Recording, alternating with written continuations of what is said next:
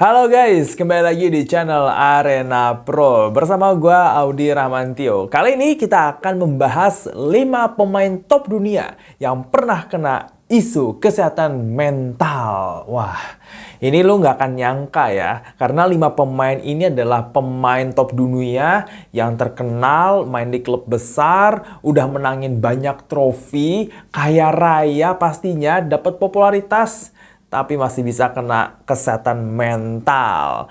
Nah, siapa aja mereka? Kali aja lo ngefans sama mereka nih, karena lo nggak akan nyangka nih, ternyata ya pemain idola lo ada dalam list ini. Langsung aja kita simak yang satu ini.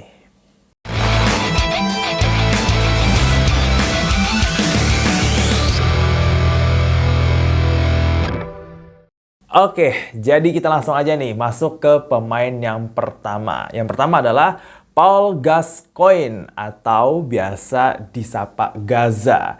Nah, lo kalau tahu pemain yang satu ini ya, apalagi buat fans sepak bola di era tahun 90-an, 80-an, gak asing dong ya sama si Paul Gascoigne ini. Jadi Paul Gascoigne itu adalah gelandang terbaik Inggris pada saat itu. Dia main di Tottenham Hotspur. Dia juga mampu membawa Inggris ke semifinal Piala Dunia 1990. Dan ya Inggris pada saat itu kalah adu penalti lawan Jerman Barat.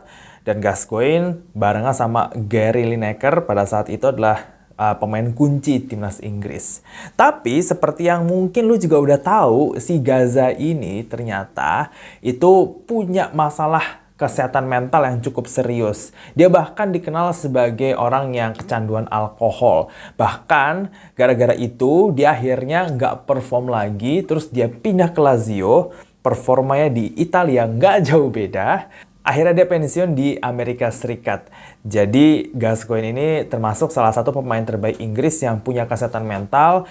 Ya dia pernah ngalamin depresi, kecemasan, bahkan dia tuh sulit tidur dan sampai kecanduan alkohol. Dan kabarnya sampai sekarang dia masih struggling nih sama isu kesehatan mental yang dia alamin ya. Jadi ini merupakan isu yang cukup serius bagi persepak bolaan Inggris karena Gascoigne ini termasuk ikonik ya di Inggris ya. Oke, pemain selanjutnya kita ke pemain Amerika Serikat yang sekarang masih aktif main loh, yaitu adalah Christian Pulisic. Yap, bener. Buat fans Chelsea dan AC Milan, ternyata pemain kesayangan lo ini pernah mengalami isu depresi. And me included, I think for me, the most important thing is to just having a good support system and people around me that I can always rely on and have a chat to. Me personally living alone over here in Europe, it's tough being alone at times. Jadi Pulisic ini kan waktu baru pindah ke Chelsea kan, dia dulu ditebus harganya cukup mahal ya, kalau nggak salah 50 juta pound sterling dari Borussia Dortmund.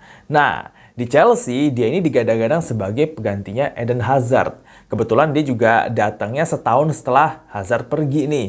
Tapi sayangnya nih ya, Pulisic gagal bersinar di Chelsea. Sebenarnya bukannya gagal ya, tapi menurut gue dia itu kurang dimanfaatkan sama pelatih-pelatihnya Chelsea. Baik Lampard, Tuchel, maupun Graham Potter ini gak bisa pakai Pulisic karena dia tuh ditempatkan di posisi yang salah gitu kan. Kadang Chelsea kan gonta-ganti formasi ya, dari main 4-2-3-1, 4-3-3, 3-4-3. Nah, Pulisic ini nggak pernah bisa masuk ke skema pelatih-pelatihnya Chelsea. Entah ya, mungkin karena dia ini cedera dan lain sebagainya. Cuma gara-gara dia nggak perform dan mungkin kena pressure yang cukup tinggi, akhirnya dia mengalami isu depresi. Tapi sekarang dia katanya sih udah mulai berangsur sembuh, dan untuk mengembalikan performanya, itulah kenapa dia pindah ke AC Milan ya. Selain gagal mendapatkan kesempatan di Chelsea, dia itu juga pengen mengembalikan performanya seperti waktu usia mudanya dulu, waktu main di Borussia Dortmund.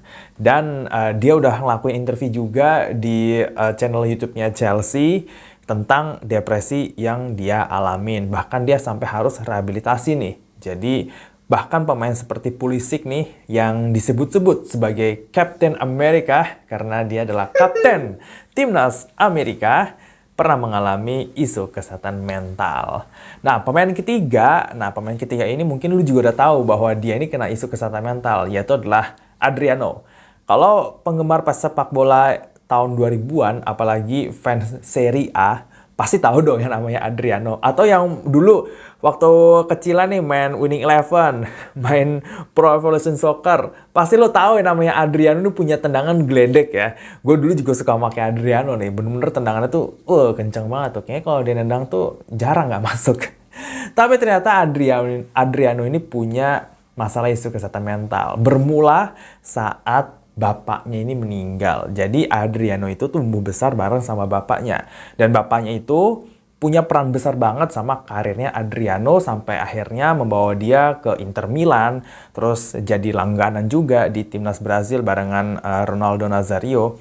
Cuma pas bapaknya meninggal setelah final Copa America tahun 2003 apa ya? Apa 2005?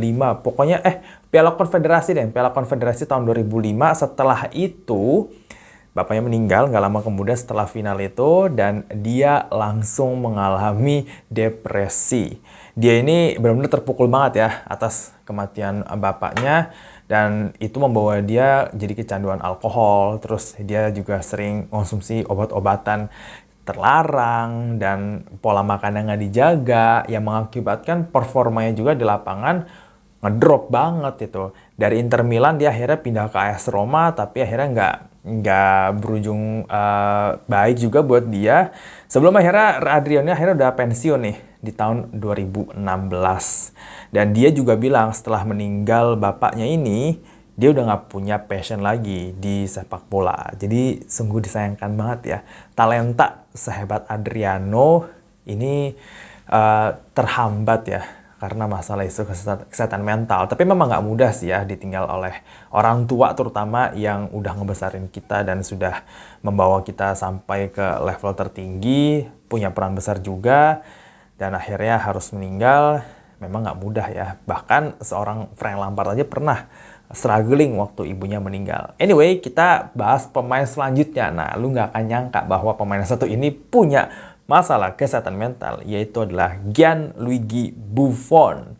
Ya, Buffon yang baru aja pensiun di usia 45 tahun setelah berapa tahun dia main ya? 28 tahun atau 27 tahun dia main bola sebagai kiper, ya kiper terbaik di dunia. Kita kenal dia waktu pas di Juventus. Dia juga udah memenangkan segalanya kecuali Liga Champions karena dia kalah 3 kali di final waktu sama Juventus ya. Nah, pemain seperti Buffon yang dikenal pemain yang tenang, kalem, orangnya wise, ternyata punya masalah isu kesehatan mental. Jadi Buffon itu pernah ngomong nih di sebuah wawancara kalau dia itu mengalami serangan depresi dan panik.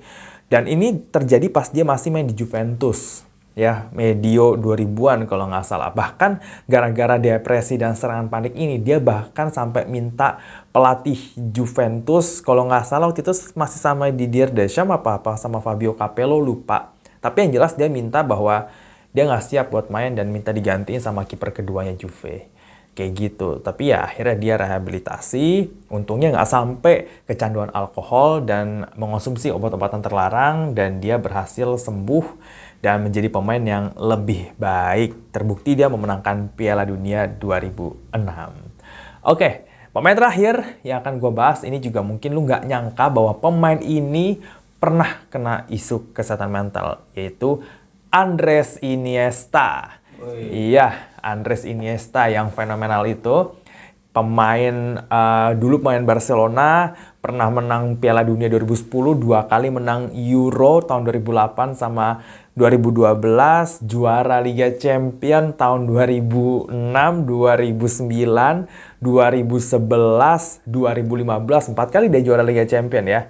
Tapi ternyata saat dia lagi jaya-jayanya sama Barcelona, waktu dilatih sama Pep Guardiola, periode tahun 2008 sampai 2012 itu, ternyata pada saat itu juga dia juga kena kesehatan mental nih. Dia kena depresi, dia nggak bisa tidur. Bahkan setelah sahabatnya meninggal, yang namanya Dani Jarque, kalau lu ingat dulu ada pemain namanya Dani Jarque, pemain Espanyol, dia meninggal karena serangan jantung. Di situ Iniesta nih benar-benar shock dan depresi. Bahkan dia tuh nggak bisa tidur sendiri katanya. Ada satu film dokumenter yang gua tonton dan dimana Iniesta tuh jujur mengungkapkan bahwa saat itu usia masih 25 tahun dan dia nggak bisa tidur sendiri. Dia tidur sama ibunya. So, dia mengatakan kalau ada cowok usia 25 tahun tidur sama ibunya tiap hari, berarti memang kondisi mentalnya nggak baik-baik aja. Makanya kenapa waktu Iniesta cetak gol kemenangan Spanyol di final Piala Dunia 2010, dia langsung buka baju dan di situ dia mempersembahkan gol itu untuk Dani Harke. Sembari sebenarnya pas periode itu dia pun lagi ngejalanin rehabilitasi sama psikolognya. Bahkan psikolognya juga ada di film dokumenter itu. Dia mengatakan kalau Iniesta ini sangat kooperatif dan menjalankan semua saran yang diberikan oleh psikolog. Nah, ini nih ya untungnya pemain seperti Iniesta tidak terjerumus ke hal-hal negatif ya, seperti party-party atau kecanduan alkohol atau doping yang menggunakan obat-obatan terlarang, bahkan performanya sampai ngedrop di lapangan. Iniesta baik-baik aja di atas lapangan ya, tapi ternyata di luar lapangan Iniesta cukup struggling dengan masalah kesehatan mentalnya. Nah, itu dia 5 pemain top dunia yang mengalami masalah kesehatan mental. Sebenarnya masih banyak. Pemain sepak bola tuh yang kena kesehatan mental tuh banyak sebenarnya. Terbaru kan ada Dele Alli yang dia interview sama Gary Neville di sesi The Overlap. Di waktu itu viral banget interviewnya dia karena dia nyeritain semua perjalanan hidupnya di mana dia waktu kecil udah jualan narkoba, dia umur 8 tahun udah ngerokok, dia kena pelecehan seksual dari teman ibunya, dia ditelantarin sama ayahnya, bahkan penurunan performanya dia waktu di tahun-tahun terakhir di Tottenham Hotspur juga nggak jauh-jauh dari masalah isu kesehatan mental di mana dia mengalami kesulitan tidur dan mengonsumsi obat-obatan juga ternyata. Makanya kenapa dia ini performanya tuh ngedrop banget, beda banget waktu Dele Alli pertama kali kita kenal yang fenomenal itu, dia beda banget ya karena ada isu kesehatan mental. Oke. Isu-isu kesehatan mental kirain buat anak-anak Gen Z milenial aja ya. Enggak. Pemain-pemain yang Iya. udah senior pun bisa. Iya, pemain Gen X kayak Buffon aja bisa kena loh, gitu kan. Jadi kesehatan mental sebenarnya bukan masalah generasi itu. Itu sebenarnya dialamin bahkan sama senior-senior kita juga udah mengalami. Masalahnya dulu nggak ada media sosial. Ya. Sekarang ada media sosial dan karena banyak orang yang sharing tentang kesehatan mental di media sosial, akhirnya banyak orang yang nggak ngerti apa-apa soal kesehatan mental ikut-ikutan nih. Apalagi pemain sepak bola idolanya ini ada yang mengalami isu kesehatan mental. Wah, jadilah tuh ikut-ikutan ya kan ya.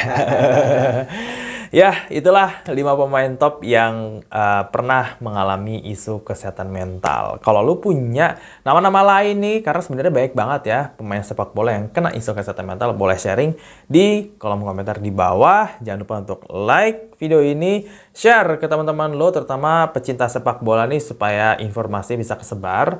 Dan jangan lupa untuk subscribe serta nyalakan lonceng supaya Arena Pro ketika upload video baru lo bisa dapat notifikasi. Oke, kita ketemu lagi di episode selanjutnya dan gue Audi Ramantio, kita ketemu lagi next episode. Bye bye.